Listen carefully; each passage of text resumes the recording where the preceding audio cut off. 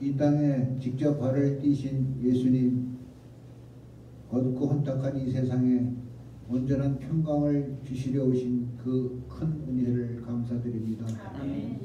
우리는 일상에 바빠서 어느 때는 예수님의 오심의 의미를 잘 모를 때가 많습니다.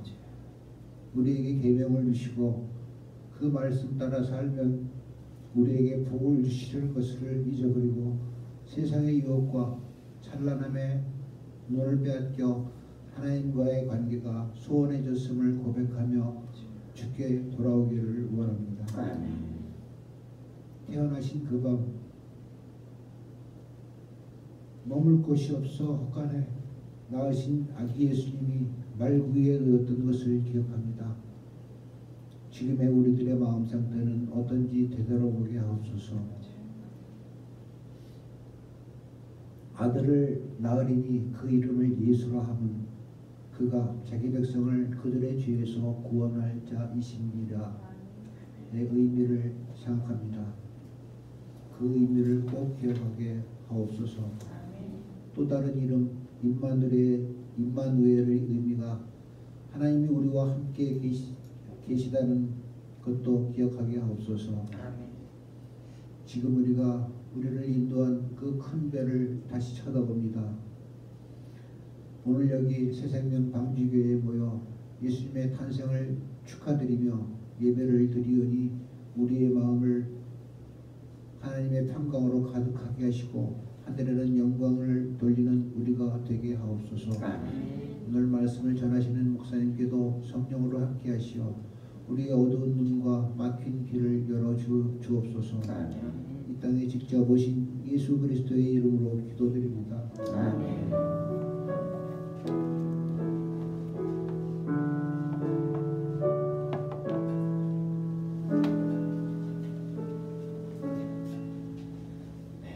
하나님 말씀 보겠습니다. 하나님 말씀 갈라디아서 4장 1절로 7절까지 말씀 성탄의 의미라는 주제로 오늘 하나님의 은혜의 말씀 앞으로 나아가겠습니다. 제가 스크린에 말씀을 준비했으니까 한 절씩 저와 함께 교독하겠습니다. 내가 또 말하노니 유업을 이을 자가 모든 것의 주인이나 어렸을 동안에는 종과 다름이 없어서 그 아버지가 정한 때까지 후견인과 성직이 아래에 있나니 이와 같이 우리도 어렸을 때에 이 세상의 초등학문 아래에 있어서 종노릇하였더니 때가 참에 하나님이 그 아들을 보내사 여자에게서 나게 하시고 율법 아래에 나게 하신 것은 율법 아래에 있는 자들을 속량하시고 우리로 아들의 명분을 얻게 하려 하심이라. 너희가 아들이므로 하나님이 그 아들의 영을 우리 마음 가운데 보내사 아빠 아버지라 부르게 하셨느니라. 아멘. 여기까지 읽겠습니다. 닥터 수술하는 그 박사가 지은 책 중에 하나가 뭐냐면 How the Grinch Stole Christmas. 이 그린치라는 사람이 크리스마스를 어떻게 도둑질 훔쳤는가라는 책이에요. 이 책은 한마디로 이 그린치 심술장이 굉장히 심술장이죠. 이 그린치가 심술장인데 그린치가 어디에 살고 있냐면 산 위에 살고 있죠. 산 위에 살고 있는 심술장이 그린치가 성탄절이 되어서 이렇게 산 아래를 내려다 보니까 산 아래에 크리스마스 성탄절이 돌아왔다고 사람들이 크리스마스 트리를 만들고 또 선물을 주고받고 이렇게 하면서 선물을 좀 마련하고 너무 즐거워하는 거예요. 이게 갑자기 심술이 난 그린치는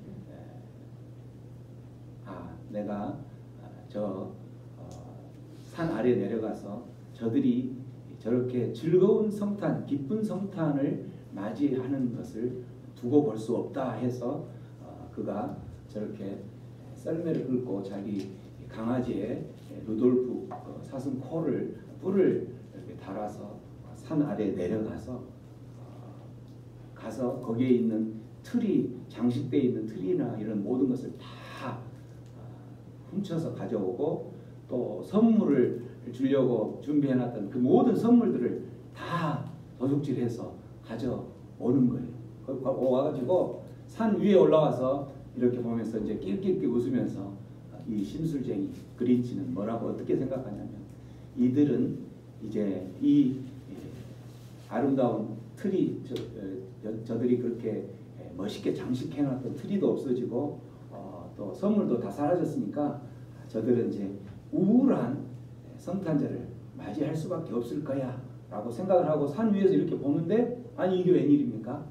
이들은 여전히 기쁘고 즐거운, 이 트리는 사라졌지만 선물은 사라졌지만 그들의 환경이 너무 힘든 상황 가운데 놓여 있지만 그들은 여전히 기쁜 크리스마스를 보내고 있는 걸 보면서 이 그린치가 생각한 게 있어요.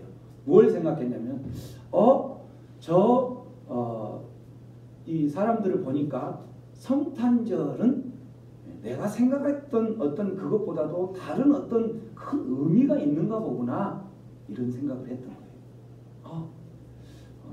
내가 분명히 저 트리를 다 도둑질해오고 선물을 다 가져오면 저들은 우울한 크리스마스를 보낼 거라고 생각했는데, 왜 저들은 저렇게 여전히 기쁘고 여전히 얼굴에 미소가 짓는 그런 크리스마스를 보내지 하면서 저들이 가지고 있는 성탄절의 의미가 뭘까, 이걸 생각하게 했던 거죠.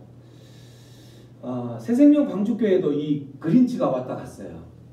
그린치가 와가지고 크리스마스 트리를 도둑질해 갔습니다.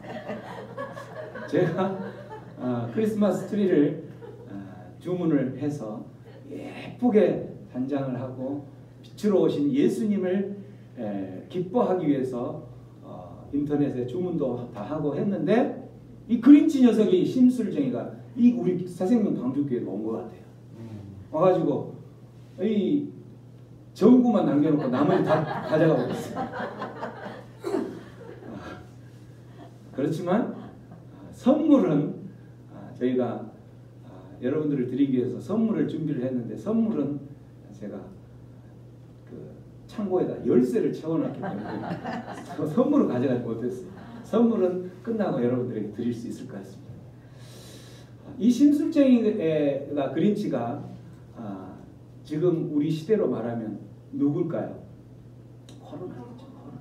코로나 때문에 우리는 정말 이 화려한 크리스마스 트리도 만들고 화려한 선물을 주면서 정말 예전과 같은 그러한 성탄절을 보내고 싶었었는데 본의 아니게 그렇게 못하게 돼 있었죠. 저희도 사실은 이 트리를 신청을 했는데 신청한 후에 한 3, 4일 후에 문자가 왔는데 뭐라고 왔냐면, 택배 물량이 너무 많아서 그 날짜에 도저히 배달이 되기가 힘들 것 같습니다. 아시죠 여러분? 지금 비대면으로 모든 그 사회적 거리두기 때문에 제한을 하다 보니까 택배 물량이 거의 50% 이상 늘었잖아요. 그죠? 그러다 보니까 택배 물량이 너무 다 저기에서 제 시간에 도착을 못할 것 같다. 그래서 이 그린치가 결국은 도둑질 해갔구나, 이렇게 생각하고 저희가 포기를 했습니다. 다행히 이 전구는 빛이 어둠을 뚫고 왔기 때문에 전구는 도착했어요. 그래서 이렇게 아름다운, 여러분 여기뿐만 아니라 저 뒤에도 장식을 했습니다. 우리 김영란 집사님께서 우리 김영희 권사님이 아닌 우리 이영희 자매 함께 도착하지 못한 그린치에게 도둑맞은 그런 트리는 없었지만 전구를 장식하면서 성탄을 맞이했습니다. 우리는 그럼에도 불구하고 이렇게 기쁜 메리 크리스마스가 되는 거예요. 왜 그럴까요? 왜 우리는 기쁘다, 구주 오셨다라고 하면서 메리 크리스마스라고 방금 우리가 찬양했던 것처럼 이렇게 할 수 있을까? 거기에는 성탄절에 또 다른 그린치가 생각했던 것처럼 깊은 의미가 있기 때문에 그런 거예요. 성탄절은 영어로 보면 크리스마스죠. 크리스마스. 프랑스 불어로는 노엘이라는 뜻이에요. 노엘, 성탄절. 독일어는 바이나흐텐, 발음도 잘 안 되네요. 바이나흐텐 이런 뜻인데 실제 이제 크리스마스라는 그 단어는 크라이스트라는 구원자, 메시아라는 뜻이죠. 구원자, 메시아라는 뜻에 플러스 마스라는 예배라는 이 두 단어가 합쳐져서 만들어진 거예요. 그러니까 크리스마스 하면은 구원자 대신 메시아 대신 예수 그리스도가 이 땅에 오신 것은 기쁜 일이잖아요. 기쁜 일이기 때문에 우리가 함께 즐거워하면서 그분을 예배한다. 이게 바로 크리스마스입니다. 그런데 세상 사람들은 크리스마스 때 즐거워하고 기뻐하는 이유는 뭐 때문에 기뻐하고 즐거워해요? 선물을 주고받으니까. 또 생각지도 않았던 그 선물을 내가 사랑하는 사람에게 요구하면 들어줄 수밖에 없을 것 같은 그 흥분된 마음 때문에 기뻐하는 거예요. 그죠? 저도 오늘 아침에 갑작스러운 그 선물 없냐라는 그 이야기와 함께 갑작스럽게 선물을 할 수밖에 없는 상황으로 뭐죠? 그 홈쇼핑인가? 거기에 이 아침에 성탄절 준비하기 위해서 설교를 준비하는 그 남편에게 여보 크리스마스인데 나 이거 선물로 주지 않겠어요? 강제적인 선물을 했는데 어쨌든 선물을 줬습니다.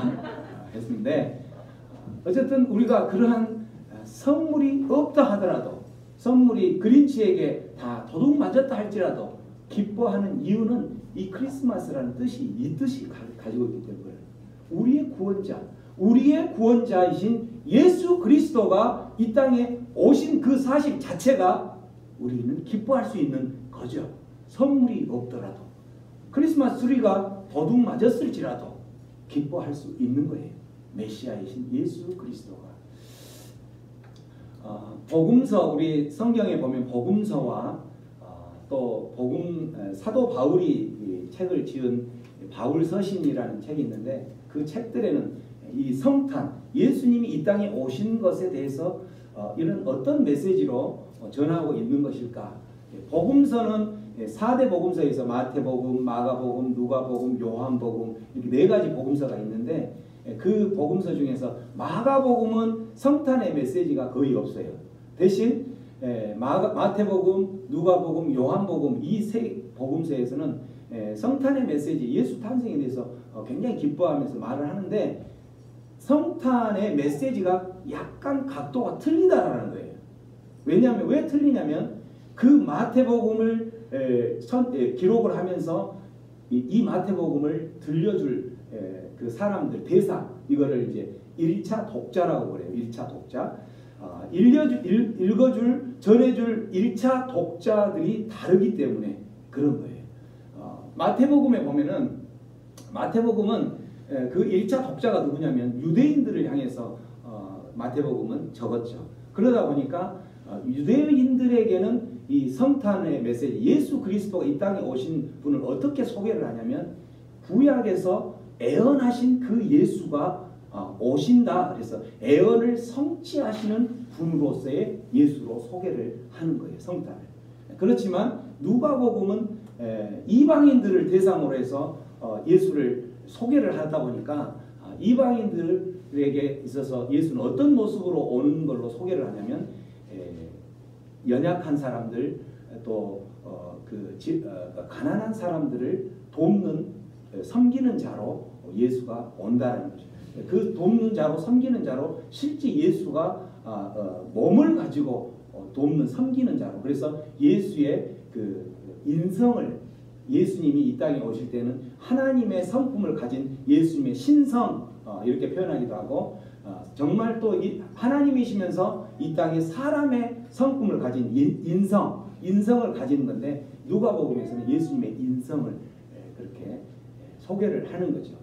그렇지만 요한복음은 요한복음을 읽는 대상은 누구냐면 온 세상 모든 사람들을 대상으로 하기 때문에 그러다 보니까 하나님의 아들을 그 하나님의 아들은 바로 예수님의 신성을 말하는 거죠.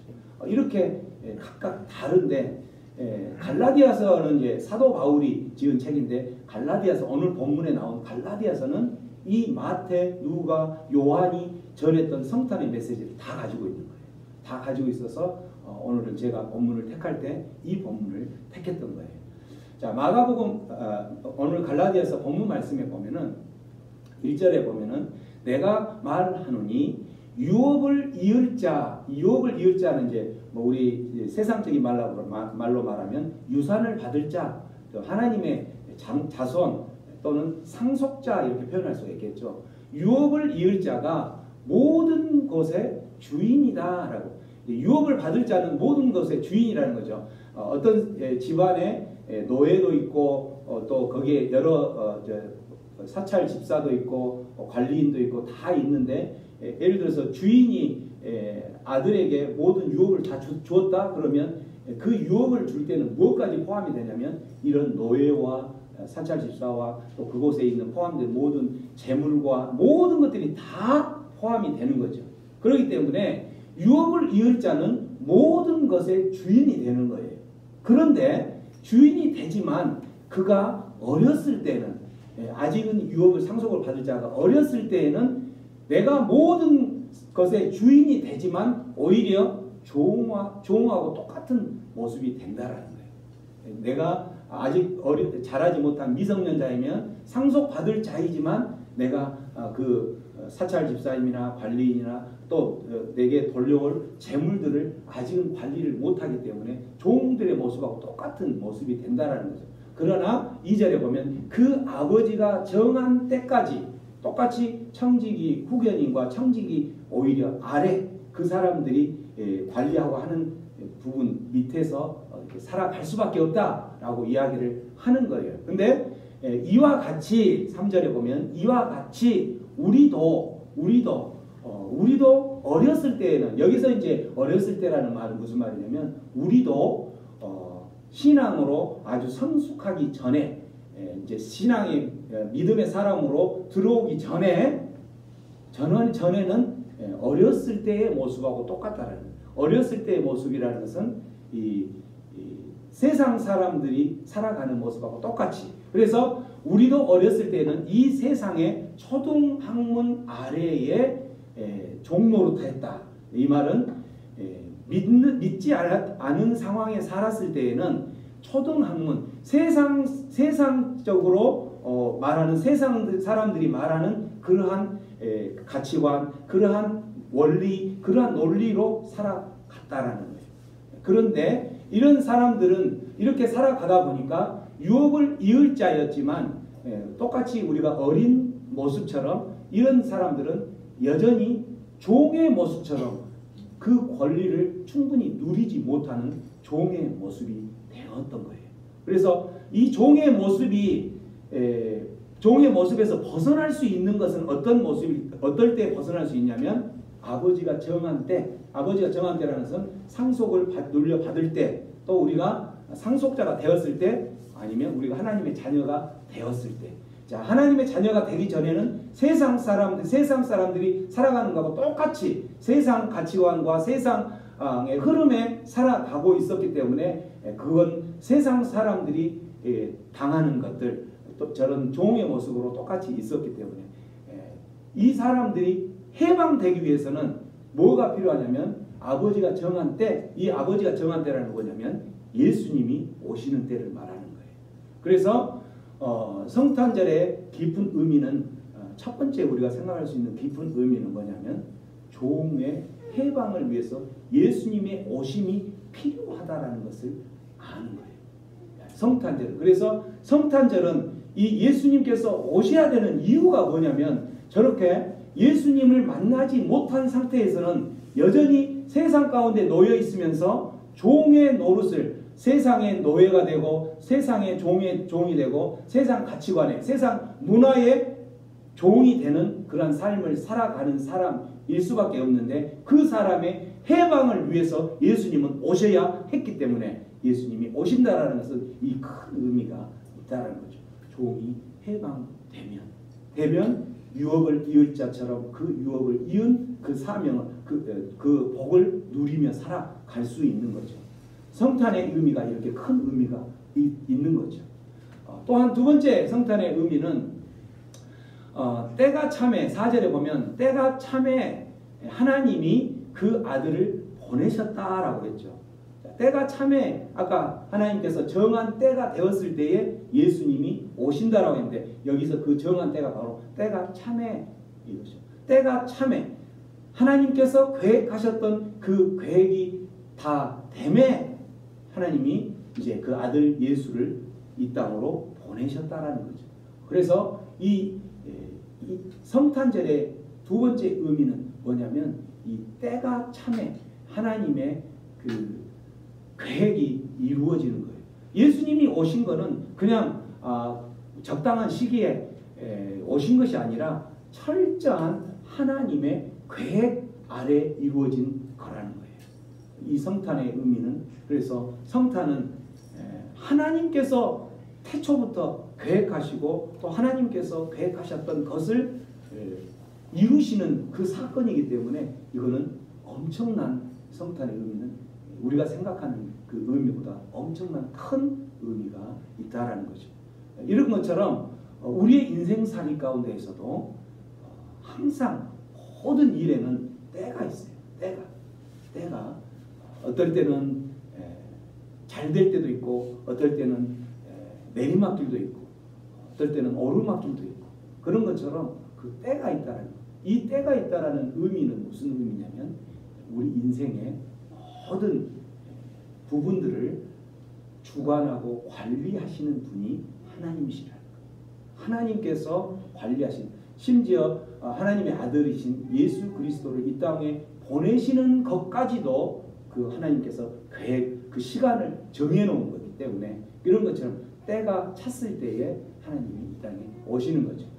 그래서 성탄절의 두 번째 큰 의미는 뭐냐면 예수의 오심은 철저한 하나님의 계획 아래서 이루어진 일이라는 거예요. 이런 하나님의 놀라운 계획 안에 이루어진 일이기 때문에 우리는 이 성탄절이 선물이 없어도 또한 우리 안에 아름다운 크리스마스 트리가 사라졌을지라도 기뻐할 수 있는 성탄이 되기를 축원합니다. 세 번째는 이 성탄이라는 것은 예수님이 이 땅에 오신다는 것은 기적 중에 기적의 사건이기 때문에 그래요. 기적 중에 기적의 사건이다. 기적 중에 기적의 사건이라는 말은 무슨 말이냐면 예수님의 한마디로 예수님은 두 가지 성품을 아까 가졌다고 이야기했었죠. 하나는 예수님은 하나님의 성품을 가지신 분. 또 예수님은 그런과 동시에 철저하게 완전한 인간의 성품을 가지신 분. 하나님의 성품을 가지신 분이 예수의 신성 이렇게 표현하는 거예요. 그런 하나님의 성품을 가지신 분이 이 땅에 오신 사건이 바로 기적이라는 거예요. 기적 중에 기적이라는 거죠. 여기서 때가 참에 하나님이 그 아들을 보내셨다라고 되어 있잖아요. 여기서 하나님이 아들을 보내셨다라고 이야기하는 말은 무슨 말이냐면 이 예수님은 아들이 예수님인데 예수님은 하나님께서 보내려고 할 때 그때 우리가 아이가 임신을 하고 아이가 생기고 이렇게 해서 그 다음에 보낸 것이 아니라 그 아들을 이미 있었던 분을 보내셨다라는 거예요. 그래서 하나님께서 계획하신 그 때가 찼을 때 보낸 그 아들은 이미 있었던 분이에요. 그 말씀이 요한복음에 잘 나와 있는데 요한복음 1장 1절부터 3절까지 한번 우리 큰 소리로 읽어봅니다. 시작. 태초에 말씀이 계시니라 이 말씀이 하나님과 함께 하셨으니 말씀은 곧 하나님이시라.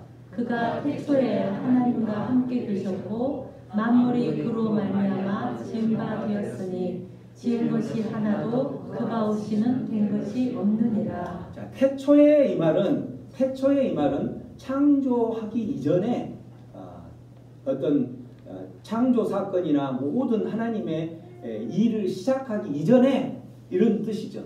태초에 말씀이 계셨다라고 되어 있죠. 말씀이 계셨는데 이 말씀이 누구와 함께 있었다고 되어 있어요? 하나님과 함께. 그러면서 이 말씀은 태초에 말씀이 있었는데, 자, 말씀이 이렇게 있었어요. 말씀이 이렇게 있어요. 태초에 있는데 이 말씀이 누구와 함께 있냐면 지금 이렇게 하나님이 이렇게 되면 하나님과 함께 계셨다는 말씀이. 이 말씀이 하나님과 함께 계셨는데 그 말씀이 또 누구라고 이야기를 하고 있어요? 말씀은 곧 하나님이시다. 헷갈리죠? 우리 처음 온 우리 영란 집사 동생 예비 부부 헷갈리죠? 말씀이 태초에 있었는데 말씀이 하나님과 함께 있었고 그 말씀은 또 곧 하나님이다. 이게 굉장히 이 어려운 학문을 공부하면서 믿고 살아가는 게 저와 이곳에 있는 모든 사람들의 신앙 그리스도인들입니다. 대단하죠. 말씀이 곧 하나님이라는 거예요. 그러니까 예수님이 하나님이신데 예수님이 말씀으로 계셨다는 거예요. 태초에 하나님이 이제 천지를 창조하실 때에 무엇으로 천지를 창조하시냐면 말씀으로 창조하셨다고. 말씀으로 빛이 있으라 하니까 빛이 생겼고, 말씀으로 해가 있으라 하니까 해가 생겼어요. 말씀으로 바다가 있으라 하니까 바다가 만들어지고, 말씀으로 저곳에 푸른 나무가 있고 그곳에 또 많은 나무 밑에 즐겁게 살아갈 수 있는 동물들이 있으라 하니까 그것도 동물들이 생겼어요. 이렇게 말씀으로 하나님이 천지를 창조하셨는데 이 말씀이 곧 하나님이시다. 그 말씀이 예수님이시다. 이 말을 설명을 좀 잘 하셨던 어느 한 분이 이렇게 설명을 했어요. 말씀이 곧 하나님이시다 할 때 하나님이 말씀으로 천지를 창조하셨는데 그 천지를 창조하실 때 사용하셨던 그 말씀이 바로 예수님이었다. 이렇게 표현을 해요. 좀 이해되죠 이제? 그래서 그 예수님이 결국은 하나님이시고 말씀이었고 말씀이 태초에 계셨고 태초에 그 하나님과 함께 계셨다라고 이야기를 하는 거예요. 왜 이게 이제 그 기적 중에 기적의 사건인지를 이 내용을 통해서 이제 한번 설명을 해보려고 하는데 어느 대학에 각 전공 학과별로 코끼리 성인 코끼리 굉장히 큰 코끼리가 얼마나 클까요? 이제 큰 코끼리는 저기서부터 이 정도까지 되겠죠. 이렇게 큰 코끼리를 어떻게 하면 냉장고에 넣을 수 있을까? 이걸 한번 그 학과별로 연구를 하라고 했어요. 연구를 하라고 하니까 이제 그 학과별로 해서 제일 처음 그 연구 결과를 발표한 학과가 식품공학과. 식품공학과에서는 연구를 한 끝에 어떤 결과를 냈을까요? 이 사람들은 이 코끼리를 냉장고에 넣을 수 있는 방법을 연구하는 끝에 어떻게 했냐면 코끼리를 도축해서 잡아가지고 통조림에 넣어가지고 냉장고에 넣으면 되겠구나 이렇게 생각을 했던 거예요. 식품공학과다운 생각이겠죠. 그죠? 유전공학과에서는 답이 어떻게 왔냐면 유전공학과에서는 코끼리의 암수 수정란을 만들어가지고 그거를 냉장고 안에 넣어놓으면 그게 부화가 돼가지고 코끼리가 생기면 코끼리가 생길 것이다. 냉장고 안에 넣을 수 있겠다. 이렇게 생각을 한 거죠. 기계공학과에서는 어떻게 나왔을까요? 기계공학. 냉장고를 크게 만든다. 그렇죠. 예. 냉장고를 코끼리가 들어갈 만한 냉장고를 만든다. 이렇게 논문을 썼어요. 야, 역시 우리 새생명 광주교회 수준이 대단해요. 그죠? 저는 참 자부심을 갖습니다. 이렇게 훌륭한 우리 성도들이 함께 교회를 세워가고 있다는 게 자부심이 됩니다. 자, 경찰 행정학과에서는 어떻게 경찰 행정학과에서는 어떻게 코끼리를 냉장고에 넣었을까요? 네? 경찰 행정학과에서는 저도 그걸 보고 빵 터졌는데. 냉장고에 안 넣지 않을까요? 마취총을 싸가지고. 아니, 마취총을 싸도 어쨌든 닭을 네가 코끼리라고 자백시켜가지고 그 닭을 집어넣는 거야. 근데 저도 이걸 보고 깜짝 놀랐어요. 영화학과에서는 어떻게 코끼리를 넣었을까? 영화학과에서는 사진을 찍어서 축소시켜서 스티븐 스필버그 유명한 감독에게 영화의 그 냉장고에 들어가는 코끼리가 들어가는 영화를 제작을 해가지고 그거 자체로 해서 냉장고에 넣었다라고 만든다는 거예요. 자, 왜 이런 황당한 이야기들이, 황당한 답들이 나올까요? 왜 그럴까요? 이렇게 코끼리는 분명히 냉장고보다 크죠. 냉장고보다 크죠. 근데 냉장고보다 더 큰 코끼리를 그곳에 작은 냉장고에 넣으려고 하다 보니까 이런 황당한 답들이 나온다라는 거예요. 이런 것처럼 우리 가장 큰 존재, 이 땅을 창조하셨던, 이 땅을 태초부터 예수님과 함께 창조하셨던 그 하나님이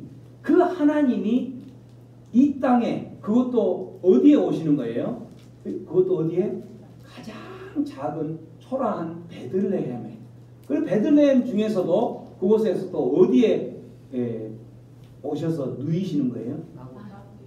그 조그만한 초라한 그 마을 구유에 누인다는 이 자체가 기적 중에 기적의 사건이라는 거예요. 크신 그분이, 온 우주를 창조하신 그분이 이 땅에 오신다라는 사건은 바로 이러한 황당한 사건을 만들어내는 것처럼 기적 중에 기적을 만들어내는 그러한 사건이 바로 예수님이 이 땅에 오신 성탄의 사건이라는 거예요. 그렇기 때문에 그러한 분이 이 땅에 오신 것이기 때문에 우리가 선물이 없는들, 우리가 크리스마스 트리가 그저렇게 못 만든들, 우리는 메리 크리스마스가 될 수밖에 없다라는 거죠. 아멘? 아멘. 그렇습니다.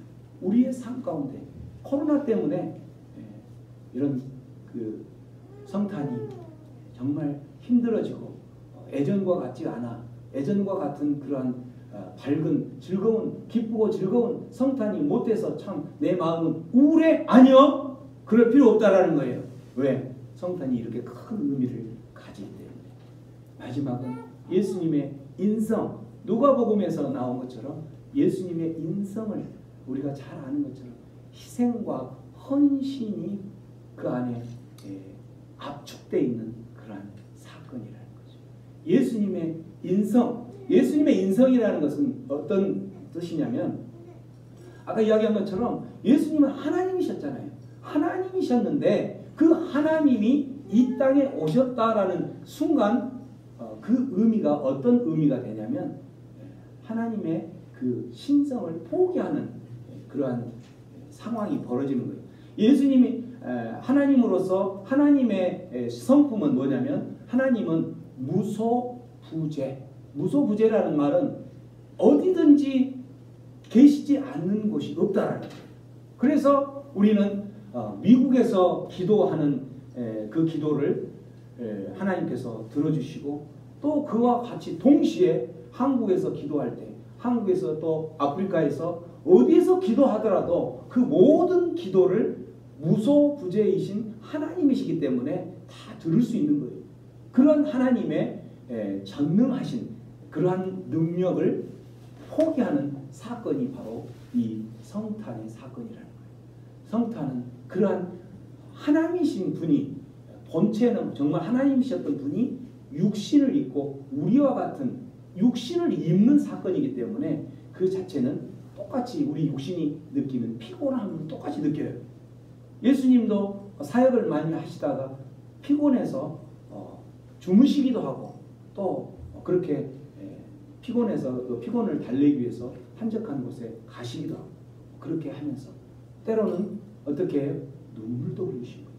예수님 하나님이셨던 분이 눈물도 흘리신 분이에요. 하나님이셨던 분이 또한 시험도 당하시고 결국은 마지막에 죄와 허물로 죽은 저와 여러분들을 살리기 위해서 마지막엔 어디까지 순종하며 매달리세요? 십자가까지 매달리시는 그러한 사건을 벌이는 이게 바로 희생과 헌신의 사건을 잇는 게 바로 이런 철저한 낮아지심의 본보기를 이루어내신 분이 바로 성탄의 의미라는 거예요.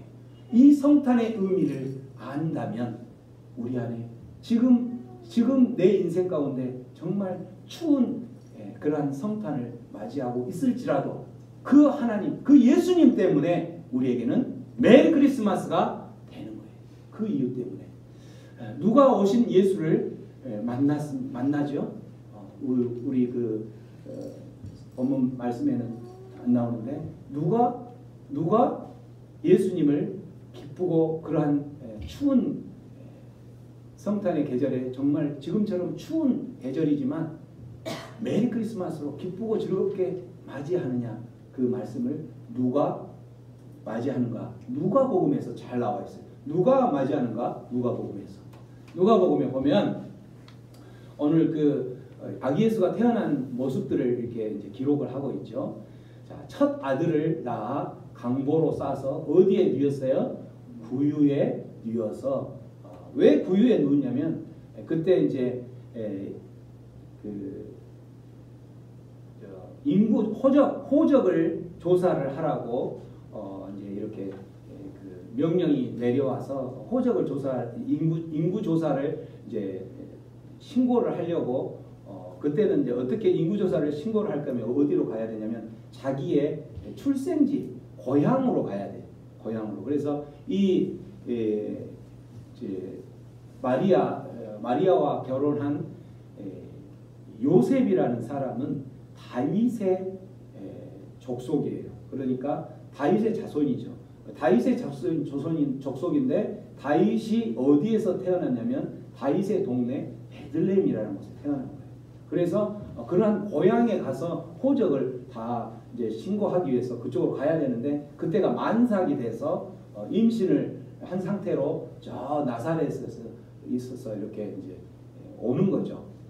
그렇게 왔는데 와서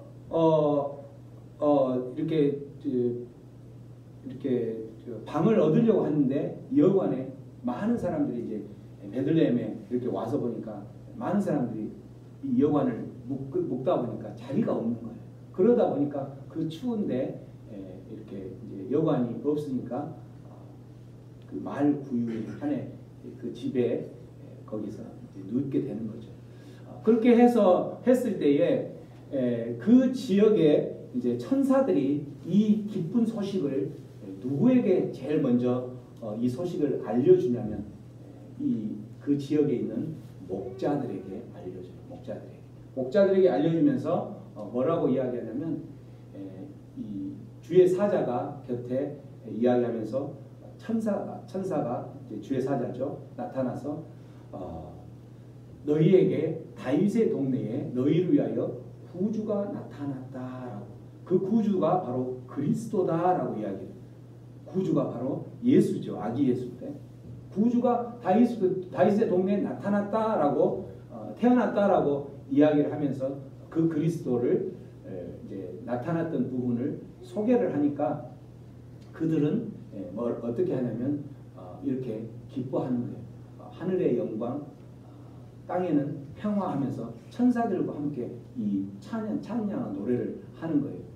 지극히 높으신 하늘에는 영광이요, 땅에는 땅에는 그리스도 우리에게 평화를 가져줄 그분이 오셨기 때문에 땅에는 우리 모든 사람들에게 평화가 임하게 되어서 감사합니다라는 이 찬양을 외치는 거죠. 다윗의 동네에 있는 사람에게 천사들이 제일 먼저 소개하고 그 구주가 나타났던 걸 소개했던 게 누구였냐면 바로 그 지역에 있는 목자들에게. 목자라는 것은 누구냐면 그 들에서 양들을 치고 양을 관리하고 하는 거죠. 그래서 저녁이 되니까 이 목자들은 양을 지켜야 되고 양이 혹시나 양을 누가 도둑질하지 않을까 그렇게 해서 양을 이제 치어야 되는데 이 목자들이 천사들에게 기쁜 소식을 들었잖아요. 기쁜 소식을 듣고 그들이 바로 행했던 모습이 어떤 모습이냐면 그들이 이렇게 15절 16절 천사들이 떠나 하늘로 올라가니 그 기쁜 소식을 주고 나서 하늘로 올라가니까 그 다음에 목자들이 서로 말하되 이제 베들레헴으로 가자. 거기 가서 주께서 우리에게 알리신 바를 이루어진 일을 우리가 보자 하고 어떻게 했어요? 그들이 빨리 간 거예요. 그 소식을 듣고 기쁜 소식을 듣고 그들이 취한 행동은 뭐냐면 빨리 가서 그들이 요셉과 또 구유에 누인 그 아기를 찾아서 보고 뭘 전하냐면 천사가 이야기했던 내용들을 전하는 거예요. 이분이 그리스도이시고 구주이시다라고 이야기를 하는 거예요. 그런 이야기를 하니까 주변 사람들은 말 구유에 누여있는 저 사람이 무슨 구주? 그리스도? 구원자? 메시아? 말도 안 돼! 라고 생각을 했을 건데 여기에 마리아는 19절에 보면 이 모든 말을 어디에 새겼다? 마음에 새기더라 라는 거예요. 마음에 새기고 그래서 목자들은 자기들에게 이르던 바와 같이 듣고 본 모든 것을 천사에게 듣고 본 모든 것을 어떻게 했어요? 모든 것을 다 그 천사에게 마리아에게 또 그 아기 예수에게 가서 전하고 그러고 나서 하나님께 영광을 돌리고 찬송을 하는 그 모습을 보냈다라는 거죠. 자, 여기서 성탄의 계절에 우리들이 해야 될 그 중요한 포인트가 있죠. 우리는 성탄의 계절에 이 목자들과 같이 이 목자들도 가서 구주가 태어났던 이 기쁜 소식을 구주가 태어났다라고만 이야기를 했는데 바로 그들은 빨리 가서 이 소식을 전하면서 하나님께 영광을 돌리는 이 모습을 보면서 만일에 이 양을 지키는 목자가 떠나면 그 양은 누가 지킵니까? 그죠? 그 양을 지키면 그 양을 우리가 목자가 떠났을 때 양을 누군가가 훔쳐갈 수도 있을 건데 그들은 그것보다도 더 중요한 게 바로 뭐라고 생각하냐면 구주를 기뻐하고 구주에게 예배하고 구주를 전한 그 일이 더 그들에게는 소중한 일이었던 거예요. 그런 자에게 바로 예수님은 만나시 주시는 거예요. 예수님은 그런 분에게 만나준다라는 거죠. 이런 사람에게는 어떤 상황과 상관없이 메리 크리스마스. 목자들은 어떻게 보면 그 시대에 살면서 가장 천한 사람이었겠죠. 인생살이에서 불쌍한 사람들이었어요. 그런데 그들에게는 이 성탄이 메리 크리스마스가 되는 거예요. 왜? 그들에게는 그 자기들이 지금 살아가고 있는 그 모습 때문에 우울하고 추운 크리스마스가 아니라 이 크리스마스 성탄이라는 뜻이 이렇게 엄청난 의미가 있고 예수님의 그 희생과 큰 헌신과 함께 기적 중에 기적의 사건의 모습이 있기 때문에 이들에게는 인생의 메리 크리스마스가 되는 거예요. 우리에게도 마찬가지일 것 같아요. 우리도 우리의 성탄을 맞이할 때에 2020년 한 해 단어 한 세 글자로 이야기한다면 막 떠오르는 것은 코로나밖에 없잖아요. 그죠? 코로나밖에 없는 이 상황 가운데에 내가 정말 코로나라는 그 단어로 2020년을 마감하려고 하지만 그래도 우리 앞에는 뭐가 다가오냐면 성탄절이 다가왔잖아요.